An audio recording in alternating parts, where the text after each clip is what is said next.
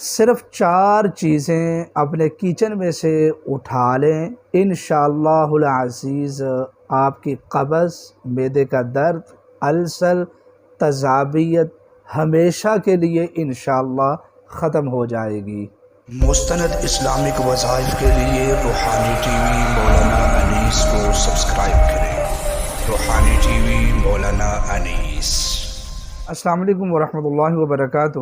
ایک ساتھی نے سوال کیا تھا، میں نے اس سے وعدہ کیا تھا کہ آپ کے لیے ویڈیو بنا دیں گے کہ میرے معدے میں تذابیت رہتی ہے، درد رہتا ہے اور زخم ہیں، قبض بھی رہتی ہے، میں کیا کروں؟ آپ مجھے کوئی آسان ٹوٹکا بتائیں، کوئی نسخہ بتا دیں تاکہ میرا معدہ ٹھیک ہو جائے۔ یہ انشاءاللہ مجرب نسخہ اور مختصر ہے، آپ بالکل آسانی سے اس کو اپنے گھر میں بھی تیار کر سکتے ہیں انشاءاللہ العزیز۔ ویڈیو کو دیکھیں اور فائدہ اٹھائیں، اور میرا مشورہ ہے کہ اس ویڈیو کو امت تک شیئر بھی کریں انشاءاللہ تاکہ دوسرے لوگ بھی فائدہ اٹھائیں۔ تو یہ بڑا ہی آسان ہے۔ تو 4 چیزوں پر مشتمل یہ نسخہ ہوگا۔ نمبر 1 سونف، نمبر 2 ملٹھی، نمبر 3 ہلدی اور نمبر 4 میٹھا سوڈا۔ تو آپ 50-50 گرام تینوں چیزیں لیں۔ کون کون سی؟ سونف، ملٹھی اور ہلدی۔ اس کو اچھے طریقے سے کوٹ لیں، بہتر ہے کہ کوٹیں، اس کو گرینڈر نہ کریں۔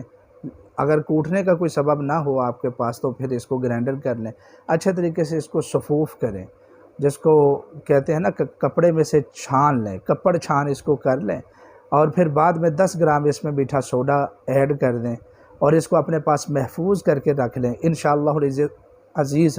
اس سے آپ کو جملہ مسائل میں فائدہ ہوگا۔ جن لوگوں کو قبض رہتی ہے ان کی قبض ختم ہو جائے گی، اور جن کو تذابیت رہتی ہے، کھٹی ڈکاریں آتی ہیں اور جلن ہوتی ہے اور مرچیں حلق کو چڑھتی ہیں اور ہر وقت ان کا معدہ بھاری رہتا ہے، ان کو فائدہ ہوگا۔ اور تیسرے نمبر پر جن لوگوں کو درد رہتی ہے، معدے میں السر ہیں اور معدے میں سوجن رہتی ہے، ان کو بھی انشاءاللہ العزیز اس کا فائدہ ہوگا۔ یعنی معدے کے جملہ مسائل کے لیے انتہائی سستا بھی انتہائی شاندار یہ نسخہ، آپ اس کو گھر میں اپنے پاس محفوظ رکھ لیں۔ اولاً آپ اس کو 15 دن لازمی استعمال کریں۔